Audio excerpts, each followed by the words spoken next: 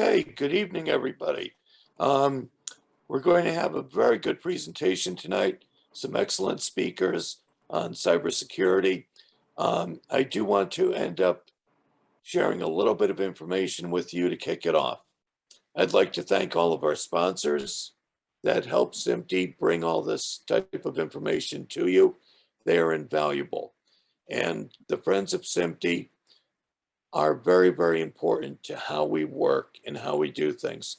So if there's any firm out there or anybody that you know that would be a very good partner with us in the future, contact Carl at this number or through the web address that's down there. It's very important for our future. But also, just as important, we wanted to mention that many of our attendees are not members yet. By joining, there are many benefits that you get. Take a look at the website. It's your professional society, as we say there.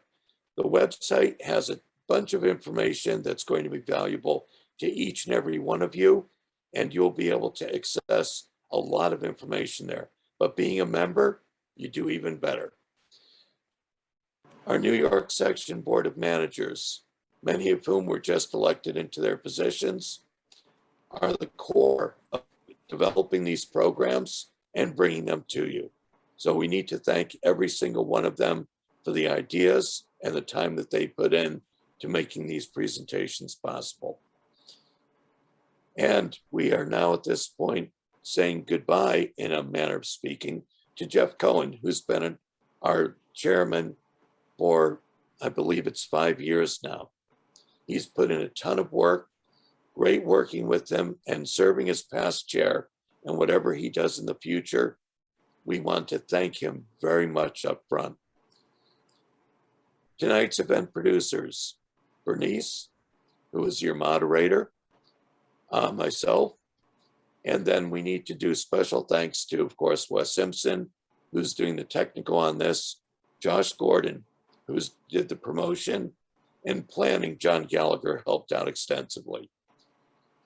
Again, this is the meeting on essential cybersecurity for IP media. It's a subject that's very, very close to me. I was a facility security officer for a government facility dealing with many of these issues for over 30 years. So I'm extremely interested in the entire topic.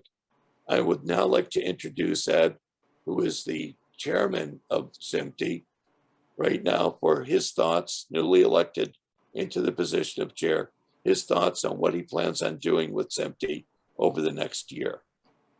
Thank you.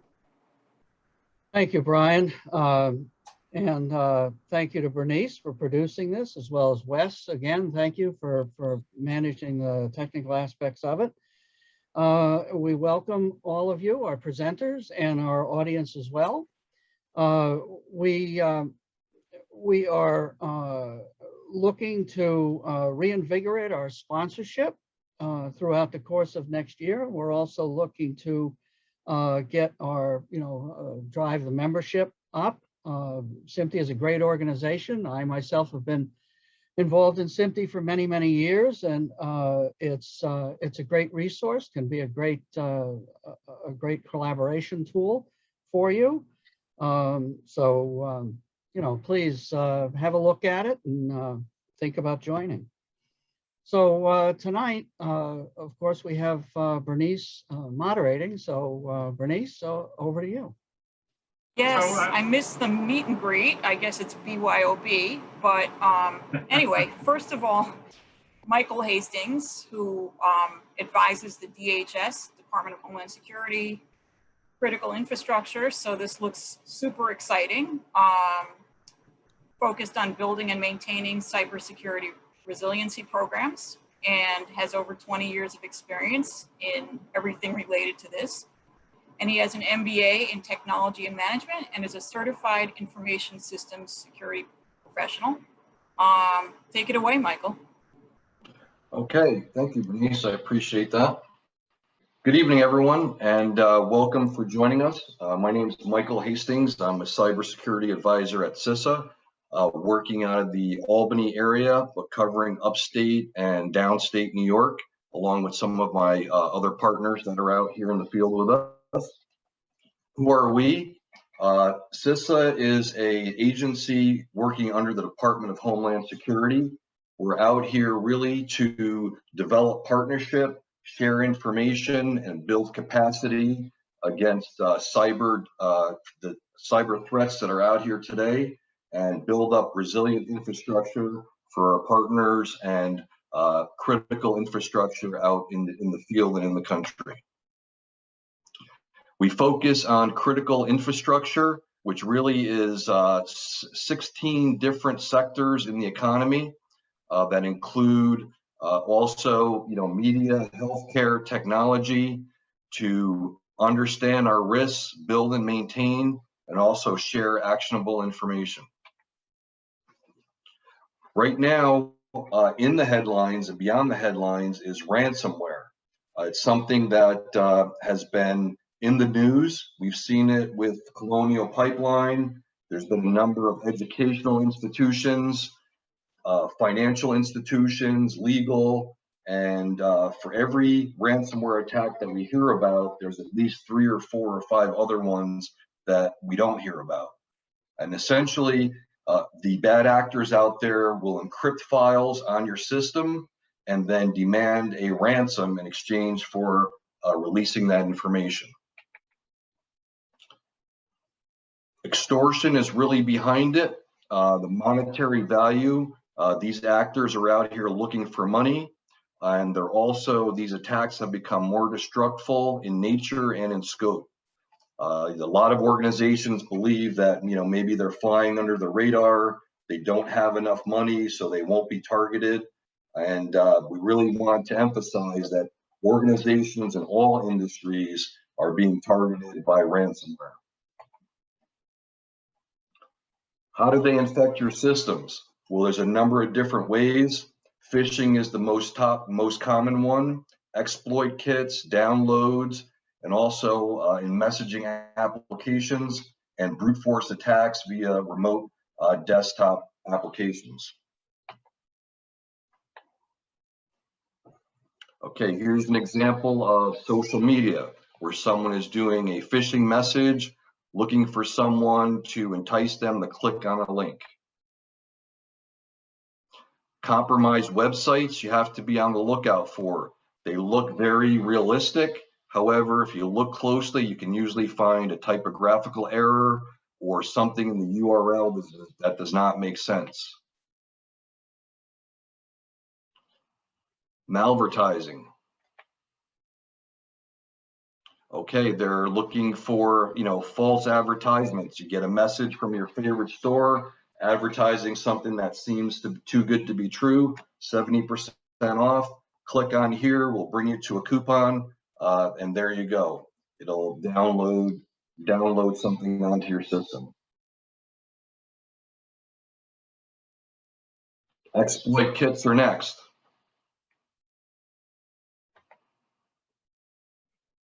Okay, they'll also show up in, applications that you may be familiar with, such as Microsoft Silverlight.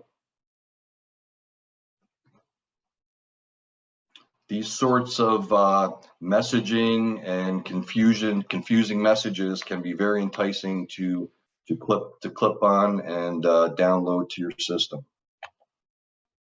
Messaging applications. I'm sure that we're familiar with a number of those. Brute force. So this is where an actor will repeatedly try to remote in, guess passwords, and also get into your system.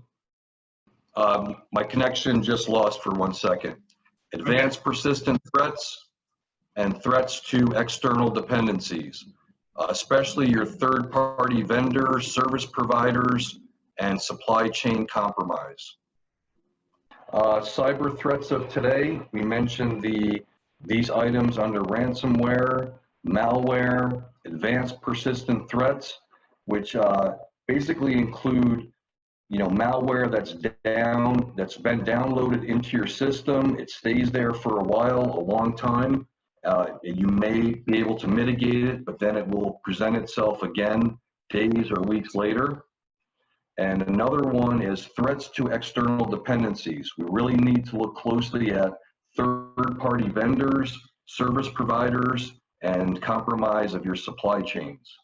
We saw that with the SolarWinds attack and also with a few of the other ones that have been popular in the news.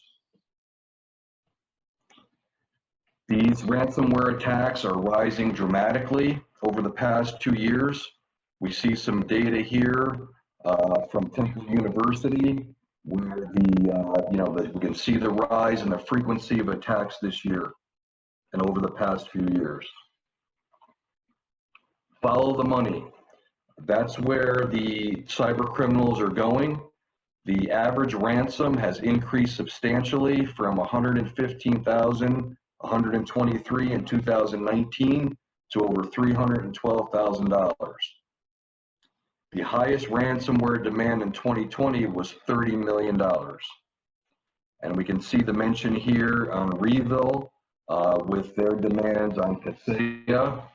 We heard about that recently, where they compromised millions of customers recently, across the nation and across the world.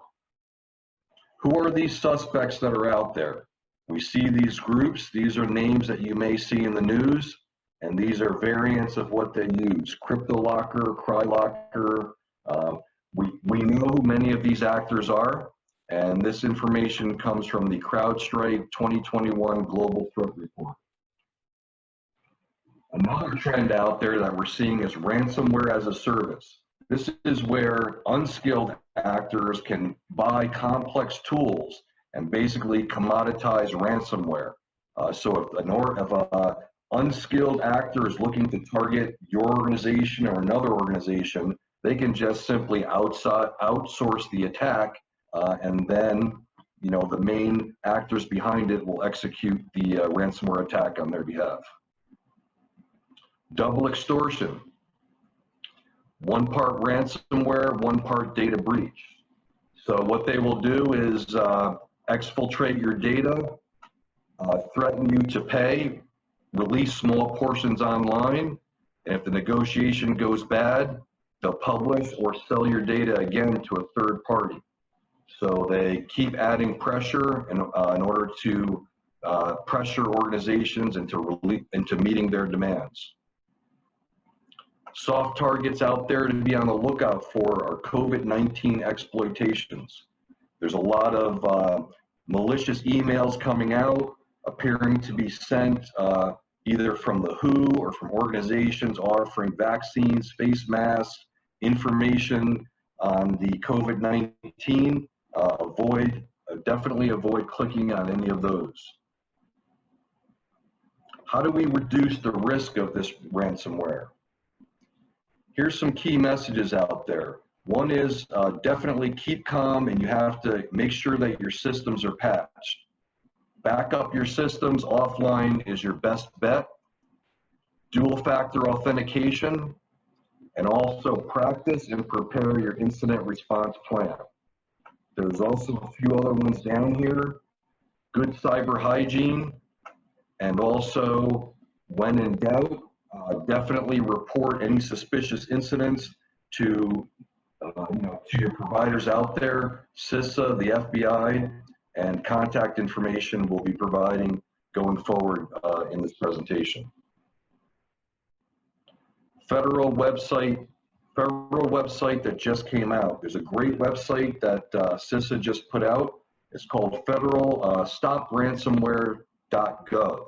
This is really a one-stop location to get the latest information on what to do to prevent ransomware, what to do if you've been hit by ransomware, and how to avoid it. I definitely encourage you to visit this site. Again, it's stopransomware.gov. We also have a ransomware guide out there that's about 16 pages long, goes into best practices, incident response procedures, and several checklists that you can use. And this guide is available at the website that we just mentioned. And here's some more information on what's contained there. Hardening your system, third parties, and specific information to be used in your cyber incident response plan. Here are a few more of the select best practices. If you are part of your IT security organization or you work closely with your IT security officers, definitely take a review of these. We mentioned scanning, patching, and also we do provide no-cost vulnerability scanning services that will take a look at your network from the outside and make sure that there's no known vulnerabilities that are out there. If we do find any, we'll provide information on how to close those vulnerabilities. Cybersecurity awareness and training program. This is one of the most important things you can do in your organization, is to have a strong awareness program and training. How to prepare for and mitigate against. Are your staff prepared? What tools do you have? How do you know and detect a ransomware attack? And more importantly, how do you contain one? What are the steps to go through to isolate the infected systems and limit the damage? How do you do forensic analysis? How do you return to normal operations? And then post-incident, what can you do to prevent this from happening again in the future? At the executive level, we encourage executives to be prepared to what sort of decisions are they going to make if and when an incident happens. Are you prepared for a public announcement to the media? Is cyber insurance coverage involved? What about reputational brand risk exposure, financial risk? These are all part of your incident response plan, and we strongly encourage you to develop a ransomware playbook in case an incident like this happens at your organization. Zero trust model. Actually, one of the presenters behind me will be talking a little bit more in depth about the zero trust strategy model. So I will not go into too much detail there, but essentially there's a lot to it, which is segmenting your network, never trust, and always operate with least privilege as possible in your environment. The perimeter, definitely important to have perimeter and internal detection systems, deny access by default, and also, if you're analyzing ransomware or code, it is known that many of these threat actors use the same commands, sell them to other people, use them over and over again, which is a way that we can tell who these actors are by recognizing their commands and the way that they operate. These are also some tools that can be set up in the network to detect anything that might be an anomaly in your system. And also, if you do suspect that something is going wrong in your network, don't shut down the system. It's advised pull the plug, leave that particular device running if possible. That way it can be analyzed for forensics. That's not always easy to do, but if possible, that is a recommendation.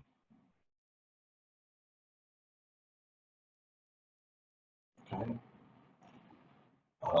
There are several items out there. If you're interested, CISA can do cyber preparedness activities to include these items on the left, assist with response, and we also have our field-based cybersecurity advisors, which include myself here in upstate, and really in every state across the country.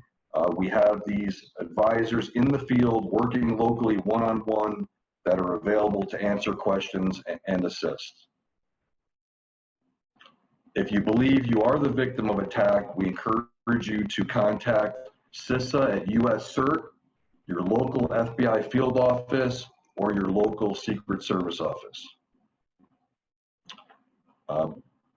And that concludes the formal portion of my presentation. I believe that Bernice is going to hold questions to the end. So the next speaker is Tony Sollars. He is the Chief Technologist at Roland, Schorr, and Tower, and I encourage you to check out their website. I personally saw Tony speak at SPE, and it was awesome, and that's on YouTube, or SPE.org, SPE15.org, New York, or I think he spoke at other chapters as well. So Tony is a Microsoft certified engineer, architect, and network engineer for more than 22 years. Involved with management and technology. He's obviously an expert, and enjoy. Hello, everybody. As Bernice said, thank you for that kind introduction. My name is Tony Sollars. I'm the CTO over here at Roland Schorr, and one of the owners. And I'm just going to roll right into the first slide here. I'm going to do this as a little bit of education today and talk a little bit about cybersecurity and just kind of what every business should be doing. And I like to do this first slide of Danger, Will Robinson, one of my favorite shows as a kid. I'm a sci-fi nerd. I have a whole team of engineers over here at Roland Schorr, and what I always tell customers is we're just a bunch of nerds that get to do what we love every day. You definitely want your team to be good with technology, and that's what we do day in and day out. Cybersecurity is no longer something to consider or something to think about. It's something that you actually absolutely needs to become a strategic part of doing business. And it's no longer a question, it's a demand. So it's definitely a question that comes up when I sit down with businesses, when we have those monthly meetings or those quarterly strategic meetings that we like to do with our customers. So a little bit about me, just real quick, you know, some things kind of got me where I am today. I started out as a dishwasher. I was a deckhand on a salmon boat in Alaska. I cut my hands as a systems admin. I've been a network engineer, and then I was a senior consultant. I got lucky enough to kind of travel all over the world with a couple of big Fortune 500 companies to end up where I am today, to help educate and train and talk with you folks.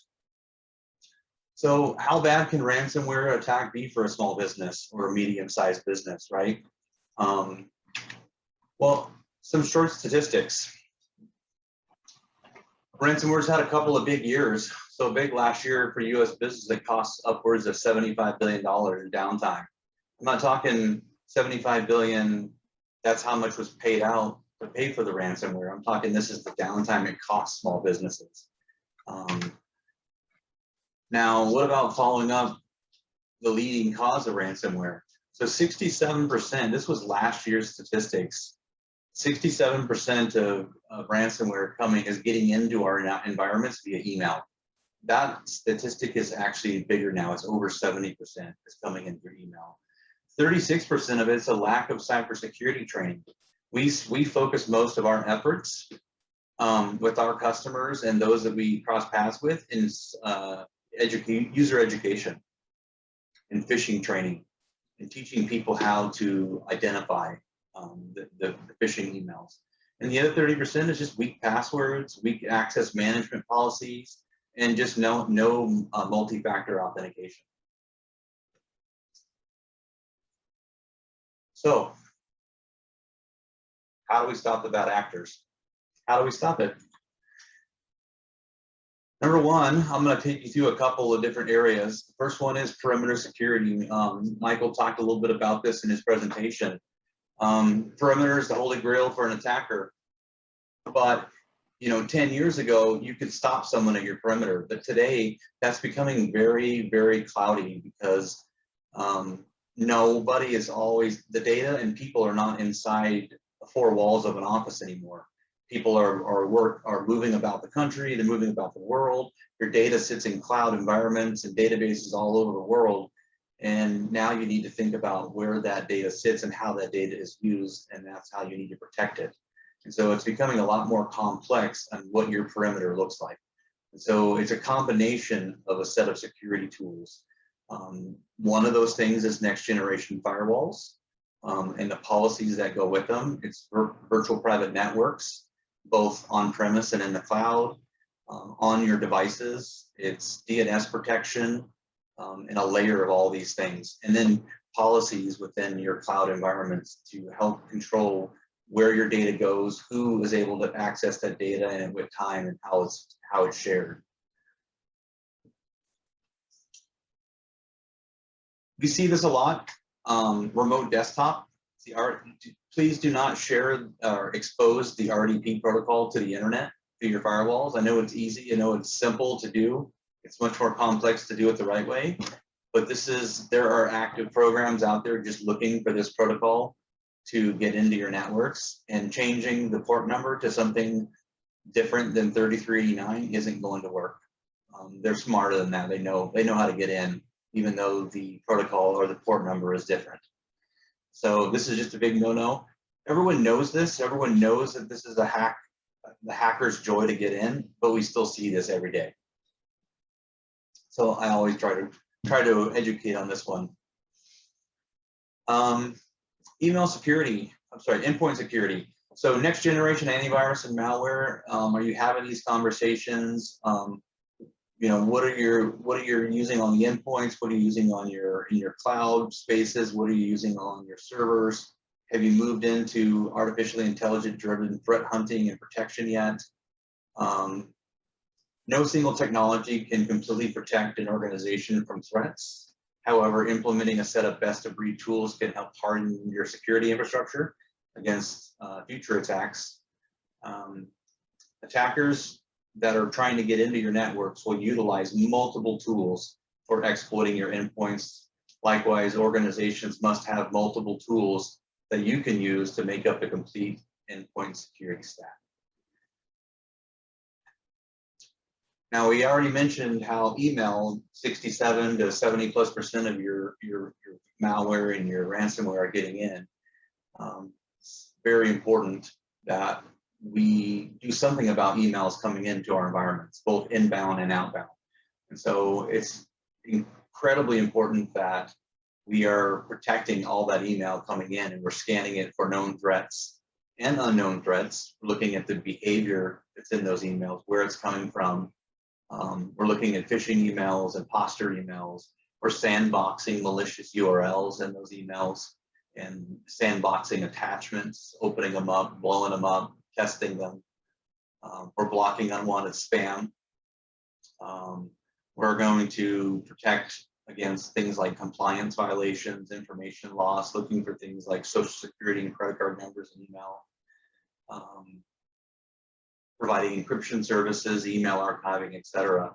You know, we're fighting an increasingly complex layer of email attacks like spam, malware, data exfiltration, phishing, impersonations, domain impersonations, URL phishing, spear phishing. The list just goes on.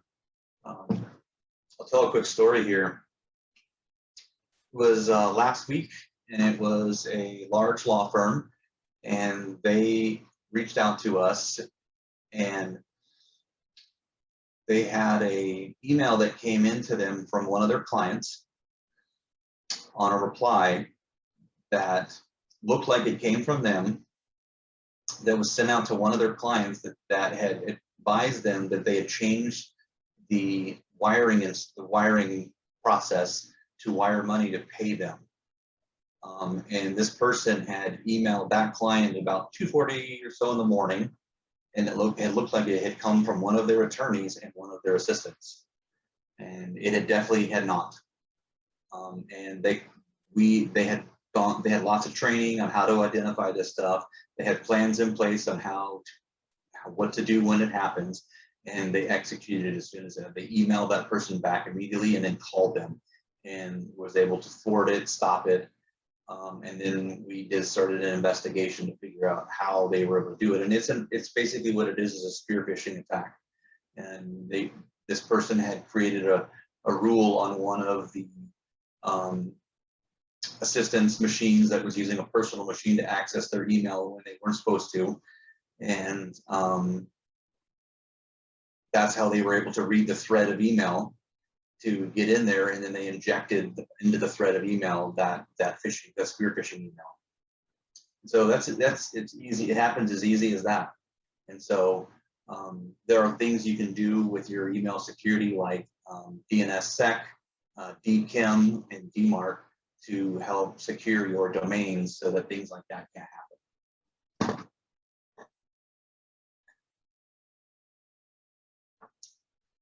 Another important component of your cybersecurity is making sure that your devices are secure, have security updates in their patch. So you have a good patching policy for your Microsoft Windows 10, machines, your Windows servers, your applications, your line of business. Sorry about that. Windows applications and server infrastructure, your network devices like your firewalls and your switches. How often are they patched? And do you have a policy around this?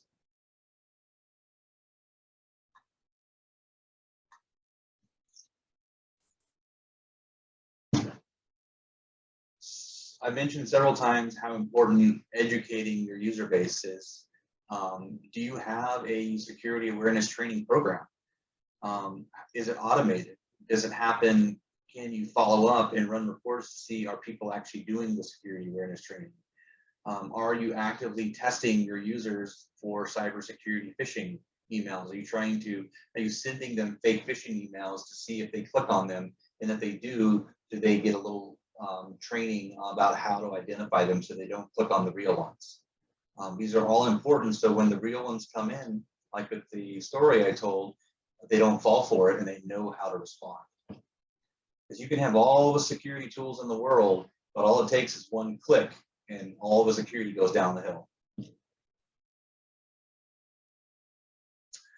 So this is something that I am is near and dear to my heart. This is the conversations that I have with customers, because it comes down to, it's not a matter of if you get hacked, it's when. And having incredibly great backups will save your business. And so if you're looking for an area of your business just to invest in your IT in, I absolutely tell people to invest in your backups. And you need to have great on-site backups that need to be encrypted, they need to be air-gapped, and they need to be off-site. All of those things. And so and not just having backups and disaster recovery, but having what we call a business continuity and disaster recovery plan. So that when in the event you have a disaster, it's not always a cybersecurity event. It could be an earthquake, it could be a fire in the building, it could be any of those things that take your business down for a period of time. You're not going to be able to make those decisions under the kind of stress that's going on in that time. You need to have a checklist and a plan in place of what to do. And so we help customers put together this kind of business continuity disaster recovery plan. And we utilize devices like these called a BCDR. And so it entails backup and recovery. They have the ability to do ransomware detection built into the backups. When you do these backups, you can instantly virtualize. So if you're backing up your servers and that server goes down or is infected or something happens to the building, you can instantly virtualize them somewhere else and have them back up and running quickly. You have a hybrid cloud solution. So if you lost your building, your city, you can have them up and running in another region, another city, and another data center offsite. The business plan is a step-by-step what to do in the case of a disaster. You have emergency call lists, you have vendors and contact information. It's a plan. There's a couple different solutions. There's the appliance-based backup device disaster recovery, where you can back up servers, you can back up workstations. And this is just a basic design what we would do for someone that includes a great backup solution here. You back it up locally to an appliance. You have instant virtualization on the appliance. You can restore to a VMware cluster, or you can be backing up a VMware cluster back to the appliance, and you can virtualize on the appliance or right back to the cluster, whether it's a server or a workstation. You can do bare metal recovery, and you're actually replicating that to the cloud, and you can replicate it either to some other data center of your choosing or your own data center, private cloud. And then there is the option to have basically dual replication to two different data centers, and then you have an air gap so that even if someone hits you with ransomware and they were able to somehow get through and get to the backups and the replications that don't get to your air-gapped backups. So the other option is, if you don't want the appliance and you're a smaller organization, you can do direct to cloud, so this D2C. So you just put agents right on your devices. You've got a few servers. Maybe you're a small organization with 2 to 4 or 5 servers. You can just put an agent right on your servers and directly go to the cloud and replicate offsite, and you get that same capability. And you can restore and virtualize offsite. So we kind of have the technology exists for all levels of organizations. And you still get that air gap. You still get that chain-free, incremental. You can restore up to, you know, say we back up you every 4 times a day. And that's pretty much it for my presentation today.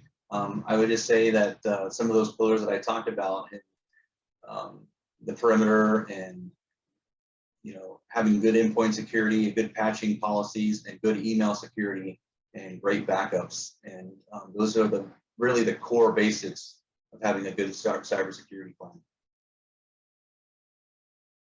Thank you. That was great. I also added some questions into the chat, but we can save that for the end because maybe everybody also has answers.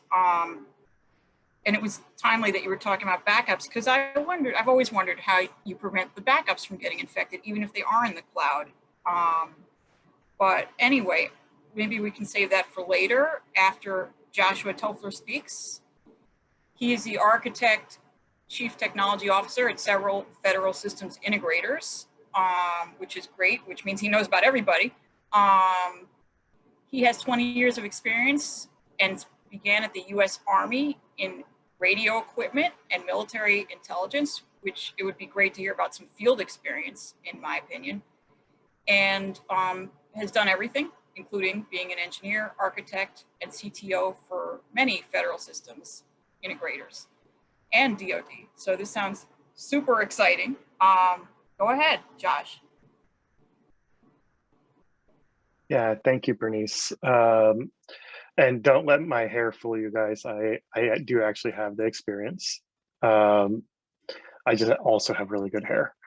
While I'm getting this set up, I just kind of want to talk to you guys about what phonetics is and how myself and one of our co-founders, Chuck, got to it. So we both came out of the Army, roughly 10 years apiece, different times, but both spent a fair amount of time deployed and working in places like Iraq and Afghanistan. And we both found that when you're getting shot at, and while you're trying to fix a problem with encryption or fix an IT system, you reflect on that and you think, well, there's got to be a better way to do this. There's got to be a way to take the human out of the loop, right? So I moved around a lot over the next 10 years. In and out of large companies like VMware and Dell Technologies, which you see up there. And recently, last year, I came over to Phonetics to be their chief revenue officer, which is a fancy Silicon Valley title that means that I'm in charge of sales. But it doesn't mean that I don't have a very technical background. So Chuck and I have spent a better part of this past year working on a lot of different things that the US government and regulated industry like yourselves really need to apply and make sure that you're ensuring the integrity and trust of the data and the privacy of your users. So in that, we have a cybersecurity stack called Vault Core. And what it really is a cryptographic operations platform. So that's a lot to take in, but when you think about cybersecurity and networking, you really get into what things are. So when you talk about keys and certificates and data and metadata and device IDs and chip IDs, really all of those things are called security objects. And what we do is we orchestrate and rotate all the security objects at a frequency with our appliance that allows for you to have some semblance of safety and security, because even if someone stole one of those keys or certificates, by the time they tried to use it, it is no longer a viable, tool for them to use, because it's been rotated and orchestrated out. With that, we do a lot of work in the U.S. government, and because of that, we are U.S. owned, U.S. invested, and U.S. engineered and developed on purpose, only by U.S. citizens. With that, we'll jump into what are we doing. So I'm going to play around with a buzzword real quick called zero trust, and then we're going to quickly get into why it matters. So you can see that there's 7 pillars of zero trust up here. These are the pillars that most of the commercial industry, as well as most governments around the world, have agreed on. Are what you need to get closer to that buzzword of zero trust. And I'm not going to go through all of them, but I am going to point out at the bottom here, where you see encryption and telemetry-based access control, you see that these 2 lines go across every pillar. We call these foundational elements, because regardless of which part of the zero trust architecture you want to work on, if you don't have these foundational elements in place, you're not going to get to a place where you're going to be able to actually manage and maintain the security that you need. So these, on this slide, you're going to see a lot of acronyms associated with agencies that create different levels of security documentation and requirements across different industries and government use cases. What you also see in the pictures here is the agreed upon reference architecture for zero trust and attribute-based access control. So what does that mean? So a lot of people have heard of things like mandatory access control, role-based access control, and I think that most people understand what those mean. Attribute-based access control goes down to the object. We just talked about it, objects, right? Security objects. So everything's a security object. So we don't detract from the other 2, the MAC, SEC, or the RBAC, but we add on ABAC, or policy-based access control. And we do that inside a crypto boundary. So that policy orchestration and management works within a cryptologic boundary that can't be hacked or maliciously attacked, which gives you that conversational component of getting down to things like immutability. When you can say things like that, then you can start creating policies that have decision points and enforcement points. Once you can do decision points and enforcement points, you can set policies on every security object in your environment that now those security objects can only do what that policy says. And that'll be important for another slide as we move forward. I'm not going to spend too much time on this. This is just a different view of the previous slide. It just shows that as you bring in different feeds into your network, whether a traditional network today or a more advanced greenfield network that you're building from scratch. This concept of policy decision and policy enforcement can be added in at the control and data plane so that you can do true data and identity governance. And why is that important? It's important because when you start looking at if you did true data governance, so if you tagged all of your data and you tagged all your metadata, then you would be able to write that policy that then could be enforced at that ring 0.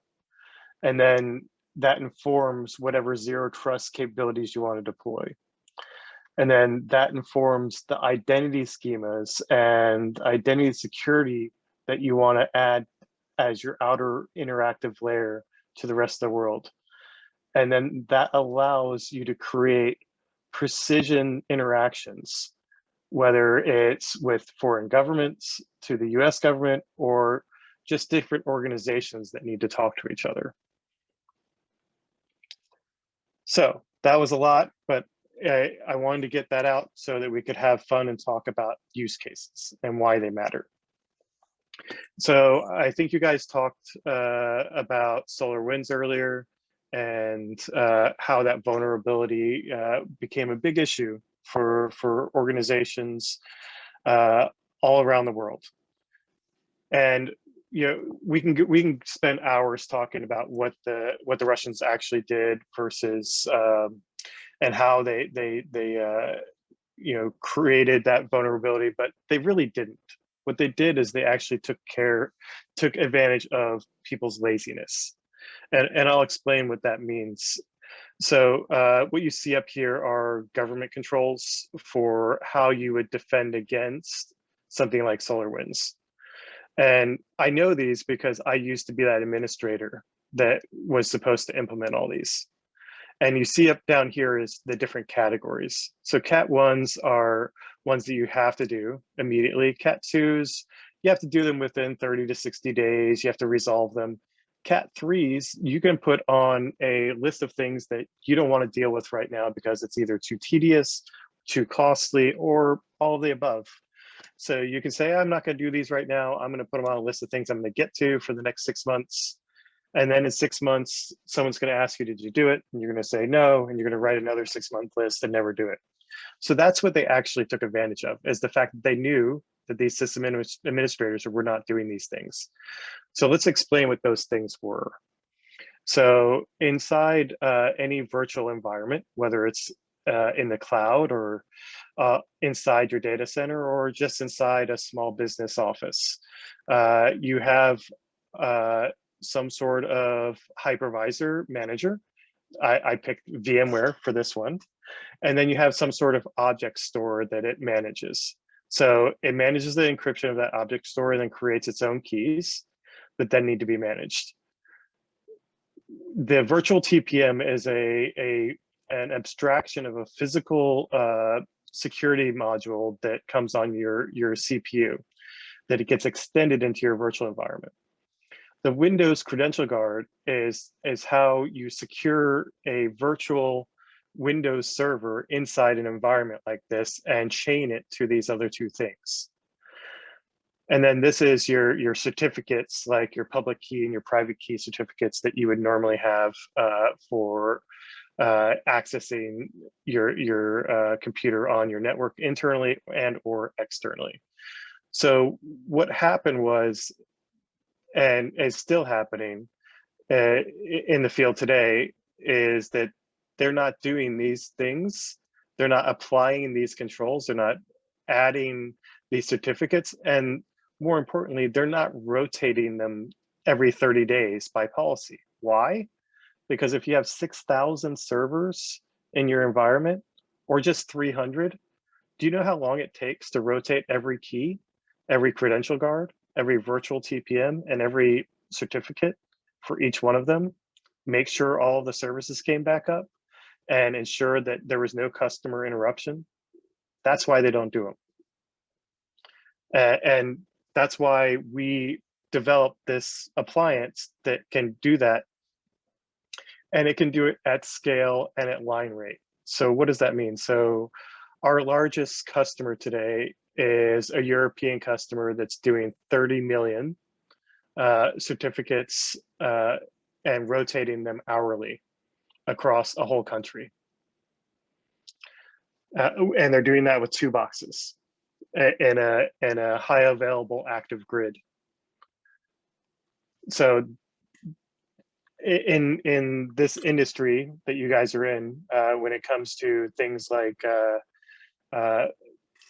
digital cameras, IP-enabled cameras, and digital media, and moving that from different drop boxes and having to sign it and ensure that its integrity, this can all be managed with that same box as well across the whole industry.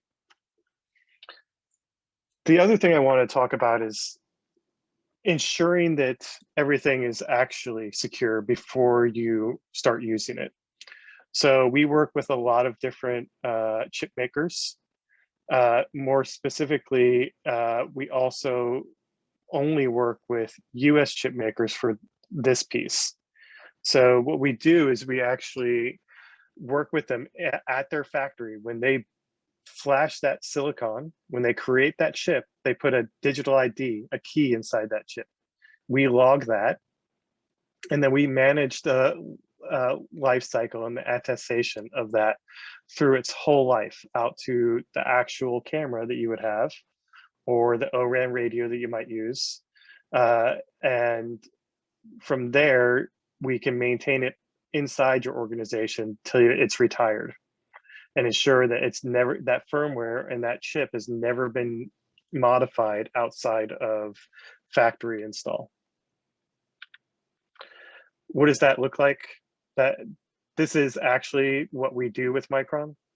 This is the full architecture that we do inside and outside of their factory, including signing it with our own certificate authority that's been hardened and is being used by the US government. So why does that matter? Because if you look at all of these different places in this architecture, you just have to replace that with cameras, and you'll see that in a second here. But I'm just going to jump into, hey, we do it for everything. It doesn't matter what is in your environment, whether you're in the cloud or not in the cloud. We manage every security object, every database, every hypervisor, every switch, network device, every storage unit, and we do that at scale, depending on which piece you do. I'm going to briefly say that we also do this in 5G, but I would like, if anyone has interest in 5G, we can do a whole nother briefing on that, because it gets very complicated very quickly. But we do that, and we are part of building the new 5G infrastructure that is US only. So I'm going to come here to show you something we do for a utility on purpose. And I know it's not what you guys do, but I want to show you it because it matters in how you guys are going to go to market securely. Everything you see here is a different type of a smart meter. So, or a smart light pole, or a remote smart device. And when we started working with different utility companies, we found out that in reality, most meters are not that smart. They're actually kind of dumb, and they don't actually do what the utility company needed them to do. They're not directly connected to a fiber all the time. Sometimes they're aggregated into like little Linksys, routers that someone bought from Best Buy, and left the default password on them. And sometimes there's no security on them at all, and sometimes they're built by foreign countries. And what was happening is they could not ensure the security of their backend infrastructure with all these smart meters out there and all these open interfaces and how they talk to everything. So why does that matter? Because it also matters for you guys. If you're doing all these cameras and you're doing power over Ethernet, and you're trying to make sure that you can process, do your recordings, and send remote copies out to have edit and all that. Well, each one of these is a vulnerability point that someone's probably not securing. You're probably tethering it to your phone because it's easier if you have a 5G phone, or you're using the Starbucks Wi-Fi to just upload the latest piece that you need to send to the editor. All of that is not fully being secured. So what we do is we create these aggregation gateways for this type of industry where we can secure that. And I don't have any experience doing this for the digital media yet, but I'll give you an experience that I did have. If you give me a few minutes of latitude. We were working with a utility company that was in charge of a water dam. And when COVID hit, they decided that no one could go in and push the button on the air-gapped desktop that was responsible for moving the electromechanical actuator that opened the water gate on the dam and closed it to let water in and out of the dam. So what did they do? They went and bought that Linksys router from Best Buy. They plugged it into the computer, and then they plugged it into the internal dam network, the SCADA network, and the guy started opening and closing that gate from home. And guess what? That was a Windows NT 3.5 desktop that couldn't be patched and wasn't even technically allowed to be on the internet anymore. But it was also a gateway into their whole internal network that managed all of their electromechanical interfaces all of a sudden. So they were lucky that we happened to be doing a gap assessment for them and found that before someone else did and took advantage of it. And I think that that's pretty much the same thing that you guys would be running into. Josh, I believe that people are wondering exactly how it does it on the fly. Maybe you can talk about that after the slide or something with the wireless cameras, I think is a big concern of everybody. Sure.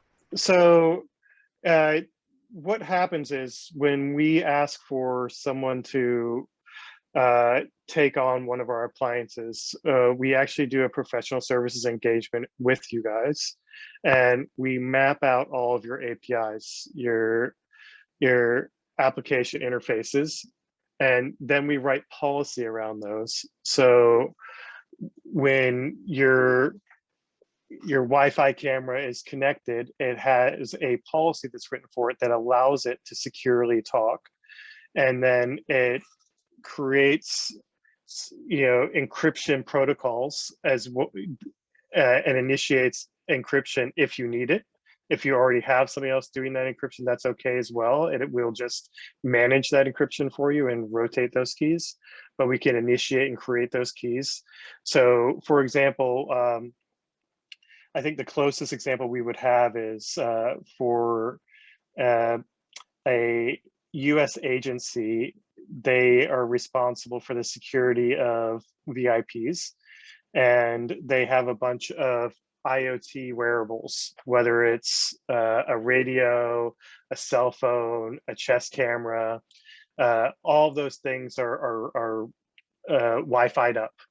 And what we do is we actually have a lightweight version of our tool that runs on a laptop. It initiates and creates a full encryption policy for that team that is unique for that team while they're in the field with that VIP, and all their devices are connected and secured through that policy orchestration. And when they're done, they check back all that back in, and then they can check out a brand new capability as needed.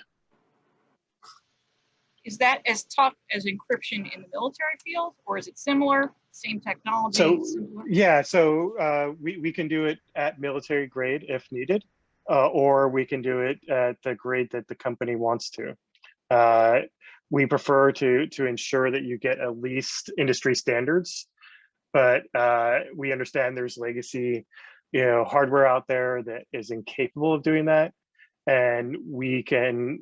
The great thing about that is, and we love that, because what we can do is we can take that legacy encryption that it runs. Maybe it can only do SHA-1 encryption. And what we'll do is we'll accept that SHA-1 because we'll also identify that camera and its device ID and its silicon ID of the chips that are inside it, so that it's in our register as a device that's allowed. And then when we're processing beyond it, so it comes in at one point in the crypto boundary and everything else interfaces on a different side of the crypto boundary, they're all at military scale encryption, or industry standard scale encryption that you define. So that device is isolated at the encryption level it can manage, and it doesn't reduce the encryption level of the rest of the enterprise.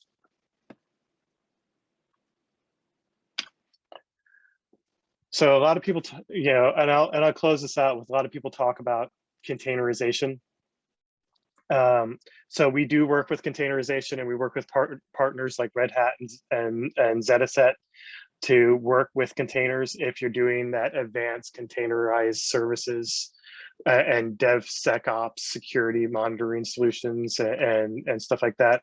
We're very good at it, and we can go into depth of how that works as well if there is interest, but it takes a whole nother conversation. And that's all I had. I just wanted to leave you with some of the benefits of our solution and our technology. And I'd love to talk about, some of the bigger problems in digital media, like securing your digital databases of all of your movies and your originals, your copyrights, from different organizations, and being able to securely share them as needed. Thank you. Great, thank you. That was awesome. I personally really like the chip part, even if it is more expensive and will add costs. I think we're getting some messages here. Everybody's concerned about security in the cloud, first of all, and other things are, let me see, security in the cloud. Why don't vendors protect us better? And I would say it's not their fault. I was wondering about improving security training at work, because I feel like most people just don't pay attention, or they have a flash drive and they just forget. I was also wondering about websites, maybe that anybody has ideas about for further information about encryption and how it works. I would be interested in that. So anybody feel free to jump in with any of these answers. Yeah, Okay. I'll jump in on cloud conversation and let the others join in if they choose. From our perspective, we're just like a private or a hybrid environment that you have. We're agnostic to all of the clouds, and they all happen to have their own certificate authorities and identity federations and key vaults, and that's great. But they also have terms and conditions that say they co-own all of those things with you. Just in case you violate their T's and C's, they can revoke their keys from you and take that away from you. What we do is we sit in between all of that, and we give a common interface and a common policy structure for whatever cloud structure you want.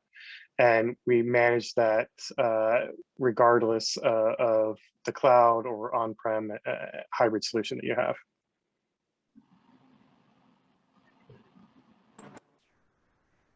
Okay, so it would, I guess, depend on resources people have to protect their clouds, scalable for cost or whatever they want to spend, or however important, I guess it is.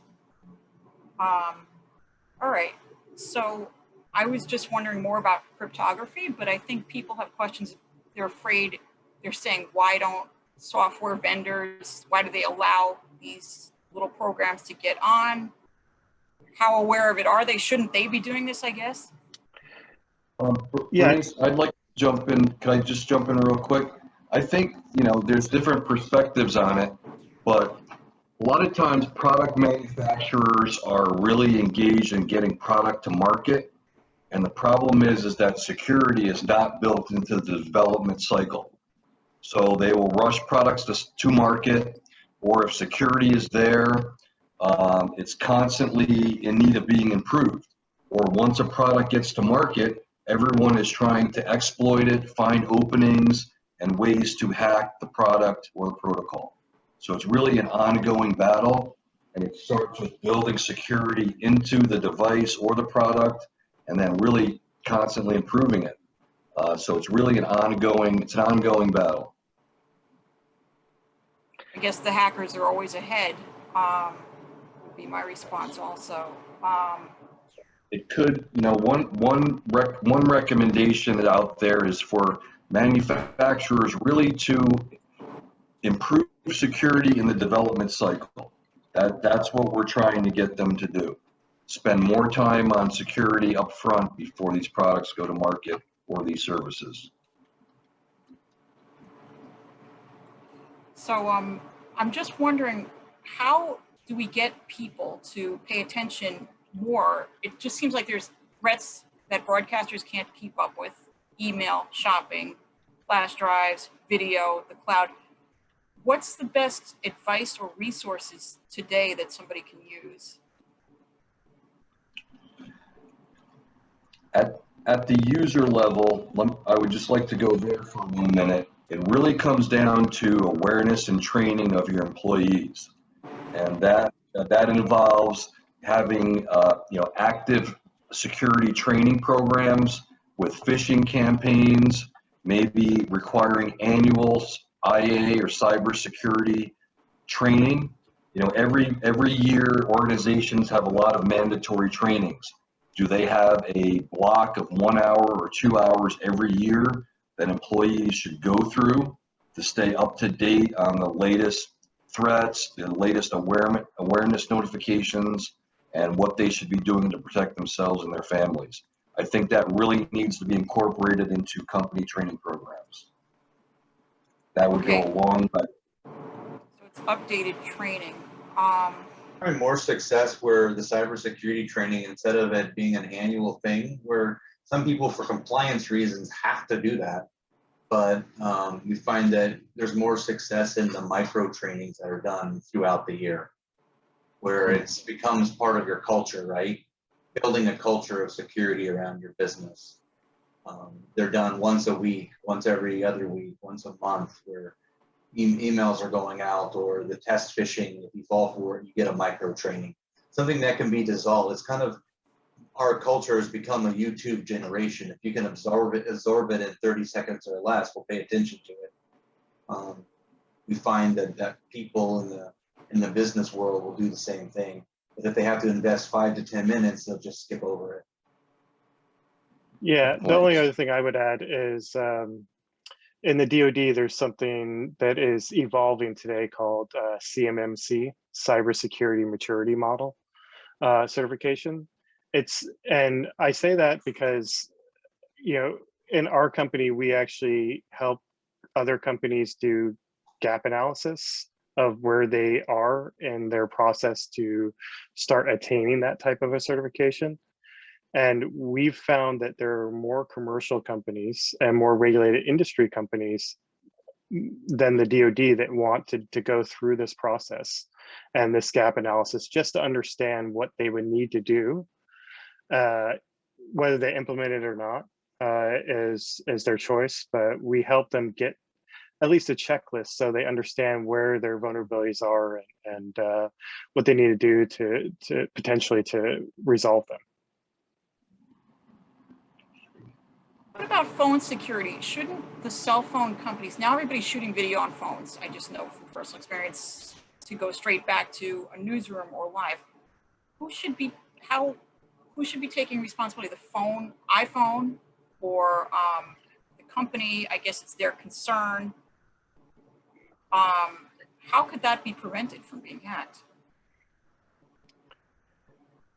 Well, there are a lot of different, components to that conversation. The device itself, the connection, the tower it goes through. That's why I said there's a 5G conversation that we could spend hours talking about, and why there's so much conversation around 5G and a US only solution, and not having foreign state actors as part of our new cell technology, because there are so many different paths to attack that it takes a village, literally, to understand how to secure just one connection, let alone multiple data slices and hundreds of millions of connections going through towers. Okay, I have a question from the audience. It's a good question. In a ransomware attack, are the files encrypted from within the target system? If so, can't we detect the encryption code and prevent it from running?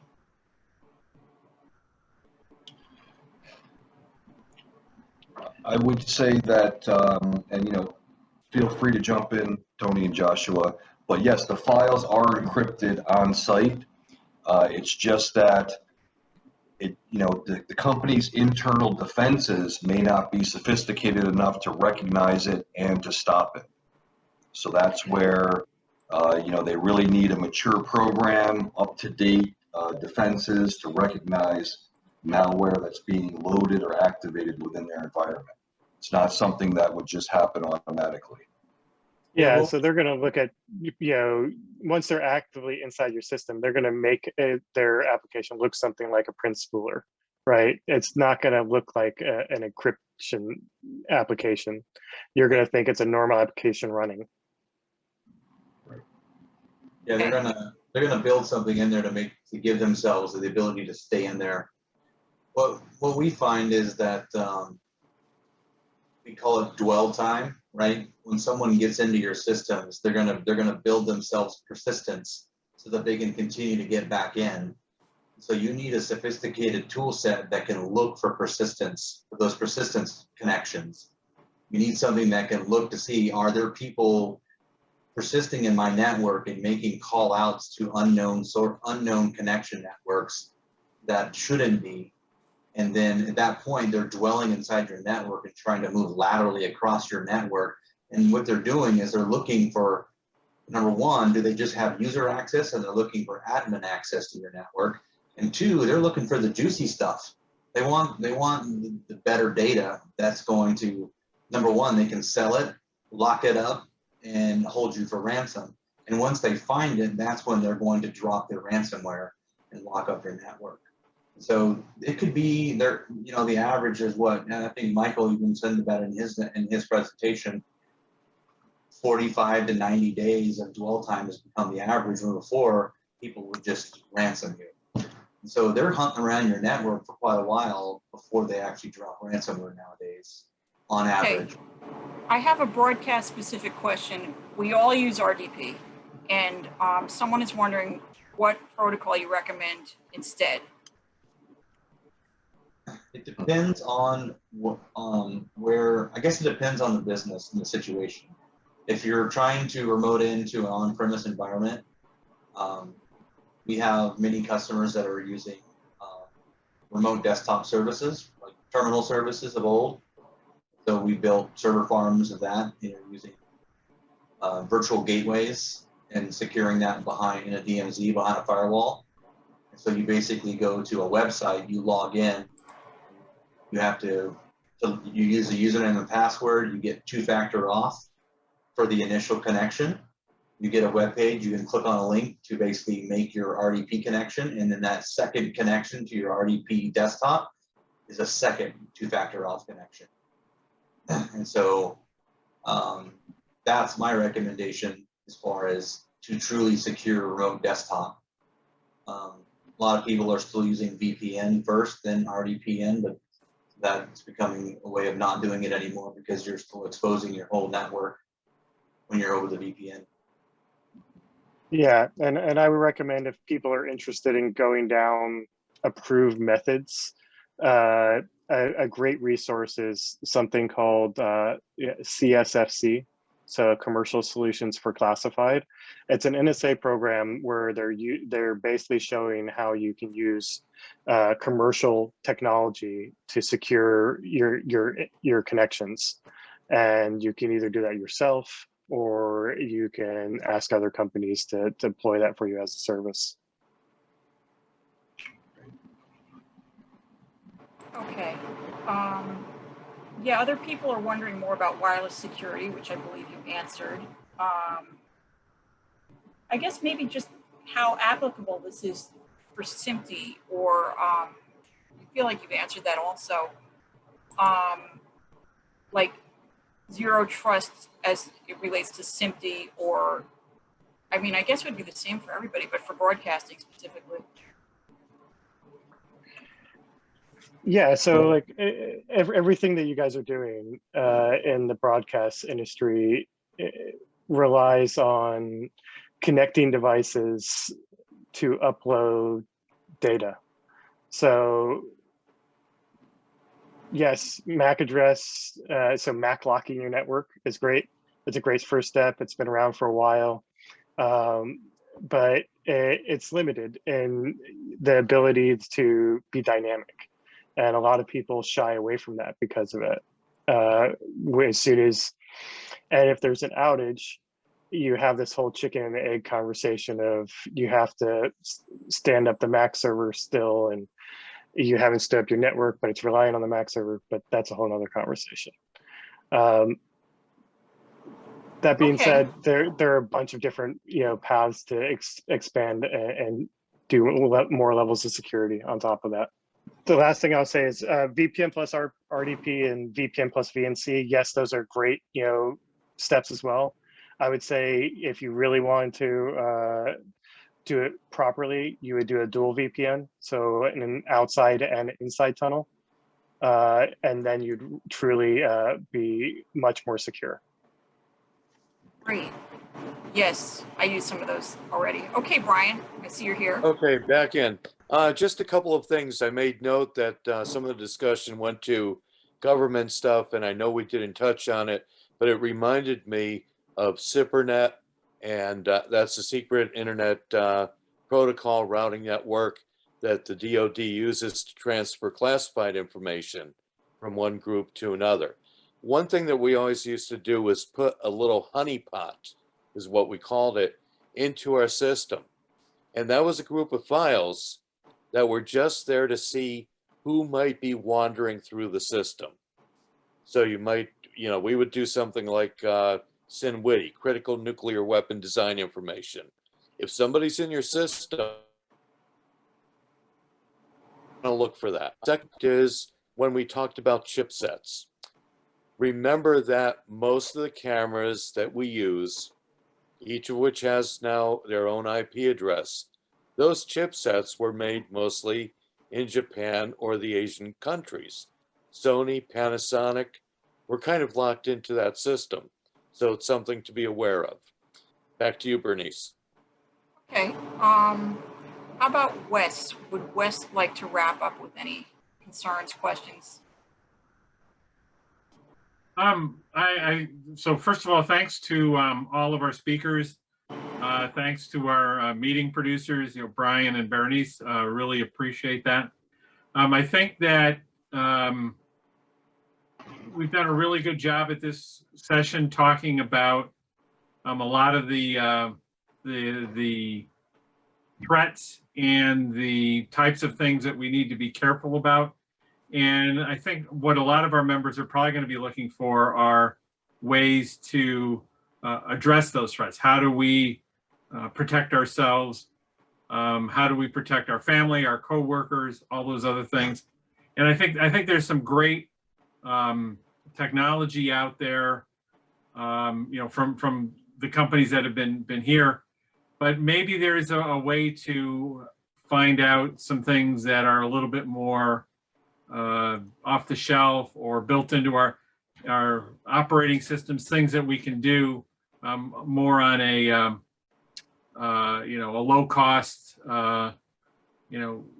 smart things you got to do basis. So I'm hoping we can address some of those things going forward. If any of the panelists have any update your systems, keep your keep your password secure, do backups. If there's any other more words of wisdom on that, I'd love to hear it, in the last minute or two that we have.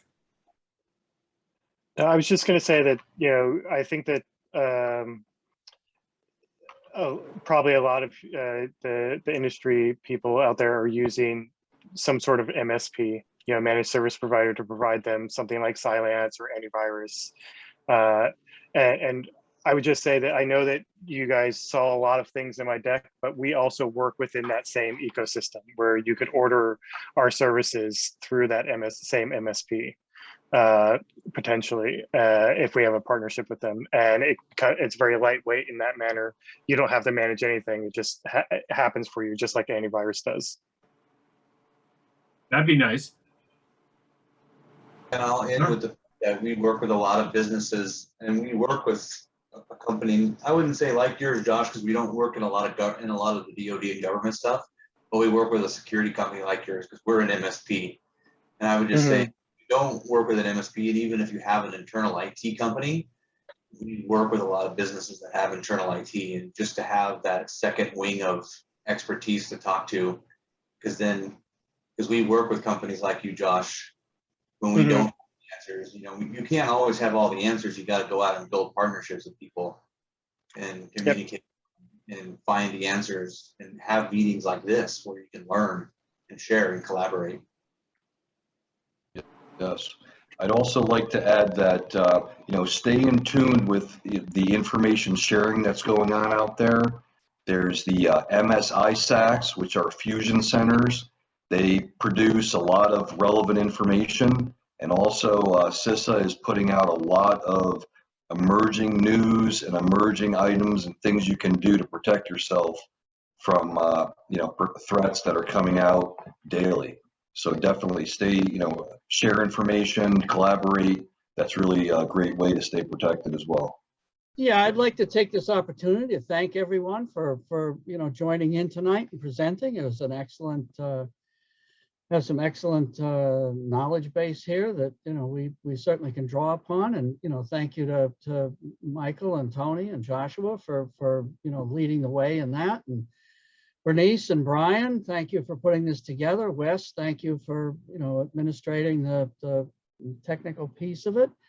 And thank you to our audience for coming tonight and watching. You can look forward to seeing this posted on the SMPTE-NY YouTube channel sometime in the future. And thank you, and have a good night, everyone. Thank you. Thank you. Thanks, Ed. Thank you. It was great. Thanks to all our speakers. Thank you. Just all the words, Wes. Thank you to them. Thank you to our audience. Yes, thanks for coming. You're welcome. Bye now.